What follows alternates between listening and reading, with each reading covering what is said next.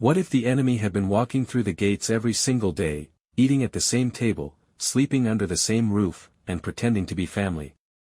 In today's shocking Dutton Ranch Episode 7 breakdown, everything changes when Rip Wheeler begins to suspect that someone close to the ranch has been leaking information to dangerous enemies. At first, he believes it could be a ranch hand, maybe even an outsider working undercover. But the truth? It leads him somewhere he never expected. Carter. The same kid Rip tried to protect. The same boy Beth slowly accepted. The same teenager who finally started feeling like he belonged. But is Carter really betraying the ranch? Or is something much darker happening behind the scenes? And if Rip is wrong, he might destroy the only family Carter has left. Before we begin, make sure to hit the like button, subscribe, and turn on notifications so you never miss any Dutton Ranch breakdowns and theories. Now let's get into it.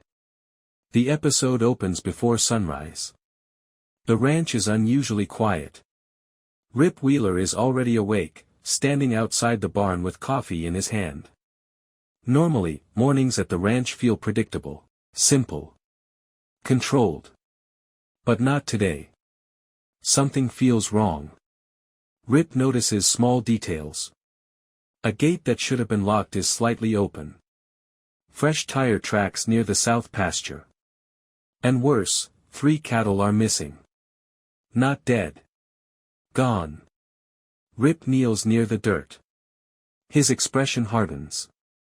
This isn't random. Somebody knew exactly where to go.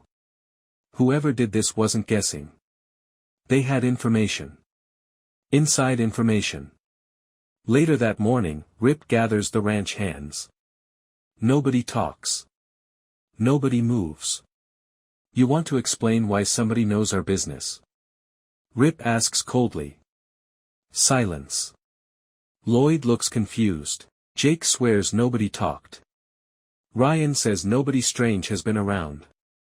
But Rip doesn't believe it. Because this isn't the first strange thing. Over the last few weeks, too many things have gone wrong. Later that morning, Rip gathers the ranch hands. Nobody talks. Nobody moves. You want to explain why somebody knows our business? Rip asks coldly. Silence. Lloyd looks confused. Jake swears nobody talked. Ryan says nobody strange has been around. But Rip doesn't believe it.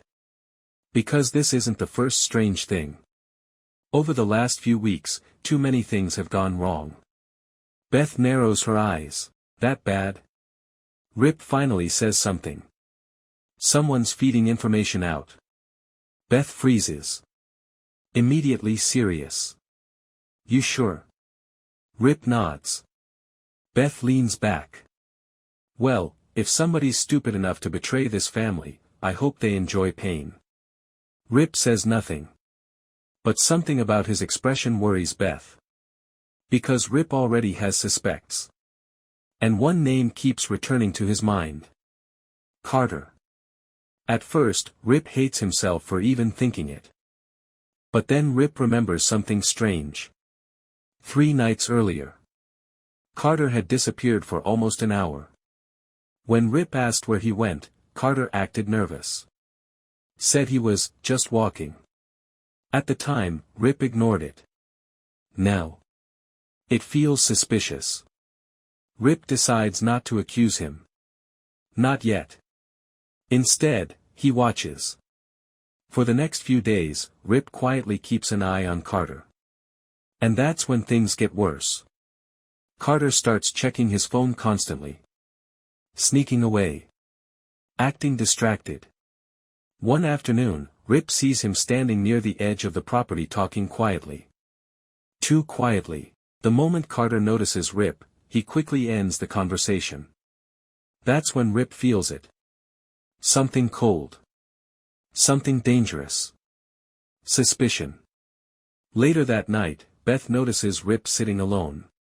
You got that look again, she says. What look?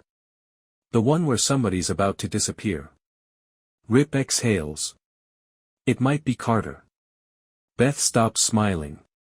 No. Rip explains everything. The missing cattle. The strange behavior. The secret phone calls. Beth goes quiet. Even she struggles to believe it. But then she says something chilling. If he's betraying us, you can't hesitate. Rip stares at the table, because deep down, he doesn't want to believe it. Not Carter. Not the kid who finally started calling this place home. But Rip has learned one lesson at the ranch. Trust the wrong person, and everything burns.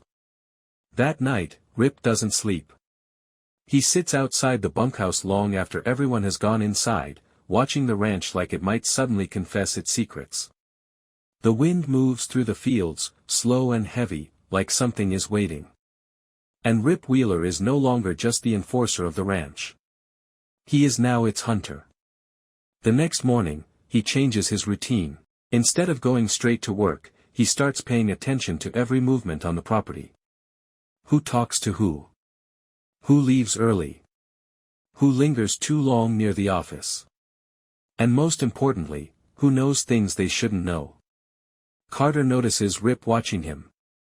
At first, he tries to act normal. Working the fences. Cleaning the stalls. Keeping his head down. But Rip sees the small cracks. The hesitation in Carter's movements. The way he avoids eye contact. The way he checks over his shoulder more than usual. Rip doesn't confront him. Not yet, because Rip has learned something important over the years. People don't confess under pressure. They slip. So Rip decides to let Carter slip. Later that day, Carter is sent to deliver supplies to the storage barn near the East Ridge. It's a simple job. Routine. Something Carter has done dozens of times. But Rip quietly follows at a distance. Not close enough to be seen. Just enough to observe. Carter reaches the barn. Drops off the supplies. Then does something unexpected. He doesn't leave.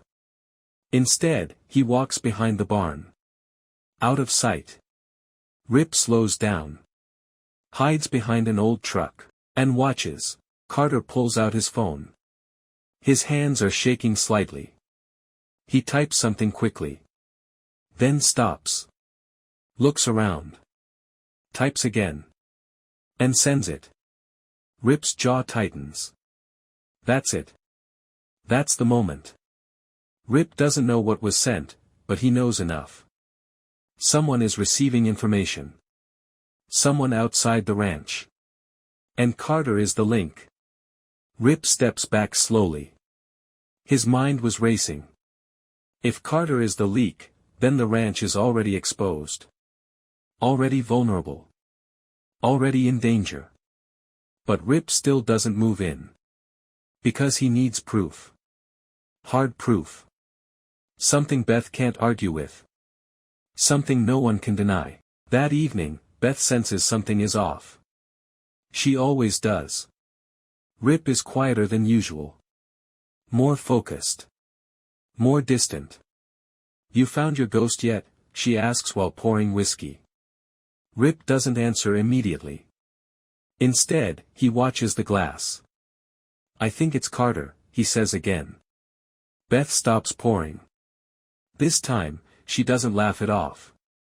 She studies Rip's face. You following him? Yes. And? Rip hesitates. I saw him send a message. Beth leans back slowly. For a moment, she says nothing. Then she speaks carefully. That doesn't mean anything. Rip looks at her. Beth continues. Kids text. They lie. They panic. Doesn't mean he's selling the ranch out. Rip's voice is low. He was nervous. Beth sighs. Rip, you know what this sounds like. Rip doesn't respond. It sounds like you're looking for a traitor so badly, you're ready to turn a kid into one. That lands hard. Because Beth isn't wrong. But Rip also knows something Beth doesn't. The ranch has enemies. Real ones. And those enemies don't care if Carter is a kid. Or if he's confused. Or if he's being used. They only care about information. And Carter might be giving it away. Whether he knows it or not. Rip decides to test Carter. Not accuse him. Not scare him. Just observe what happens when pressure increases. The next morning, Rip gives Carter a new task. Something important. Deliberately vague. Take this envelope to the county office, Rip says. Carter nods. Takes it. Leaves. But what Carter doesn't know, is that the envelope is empty. It's bait. Rip watches from a distance again. Carter rides out of the ranch. Everything seems normal. Until halfway there. Carter stops. Dismounts. Looks around. He then pulls out his phone again. Rip watches through binoculars from a ridge. Carter opens a message thread. Types something. Sends it. Rip zooms in further. Not enough to read it clearly, but enough to confirm the pattern. Message sent. Pause. Response received. Carter reads it. And then, he looks relieved. That reaction changes everything for Rip. Because that's not fear. That's confirmation. Someone is guiding him. Someone is telling him what to do. Rip lowers the binoculars slowly. This is no longer a misunderstanding. This is coordinated. That night, Rip returns to the ranch differently. Colder.